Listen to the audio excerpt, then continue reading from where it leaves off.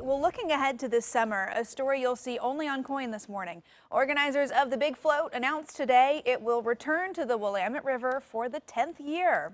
It's a parade, it's a float, it's a beach party all at once. And this will be the last year of the Riverlution, as they call it. Joining us live in studio in an exclusive interview is the head of the Human Access Project, Willie Levenson.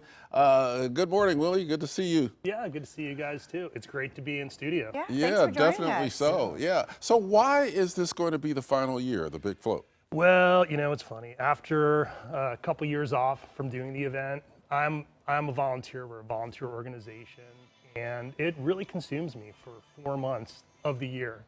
And after doing it for all this time, with all the work it's taken to bring it back together, it's really made me understand how, the length that we have in our lives, and that I'm really proud of what we've done. The revolution will certainly continue, but this is really just kind of, for me, our organization, a nice way to put a bow on 12 years of work. We took 2 years off from the pandemic. Yeah. And it's really just great now to reflect on when we had the first Big Float. 99% of people in Portland thought we were completely crazy with the idea of getting into the Willamette River. So now, 12 years later, maybe 90% think I'm crazy, and our organization thinks they're crazy. So, but that's a big improvement, because cultural change is a very tough thing to do. And from here, just looking at the work we want to do, I think it's really a matter of looking at the finance, the quality energy that we can put towards something. And, the Big Float, hopefully, with the void of it not being here, there'll be other organizations or other individuals that say, you know what, I missed a Big Float. We need to bring this back. And that might be the next surge of energy to empower our community to say we need more of this. Okay, I had a chance to float in 2019, the last year that you were doing it before we took a break for COVID. And, you look at over the 12 years, what you've been working to accomplish through this Riverlution, through this party. Let's talk about some of the projects that Human Access Project has pushed forward. Sure, yeah. So really the very first advocacy win was literally getting swim your own risk signs put up in downtown Portland. So the swim at your risk signs that you see around the city were paid for by Human Access Project. Wow. From there, we worked to open up Poets Beach, which is recognized as Portland's first swing beach. We removed over 200 tons of concrete from Audrey McCall Beach over 4 years with volunteers and inmate work crews, which led to funding for planning for Audrey McCall Beach, which is still in process. The Kevin Duckworth dock, we converted from a motorized dock to a non-motorized dock, creating an incredible swimming hole in downtown Portland. And then this year, really this feels like the culmination of 12 years of work. Portland Parks and Recreation is going to be recognizing 5 beaches in Portland as safer swimming areas based on not having a documented drowning over the last 10 years. So that really represents fundamental cultural change. So with us, with Human Access Project, our work is cultural change.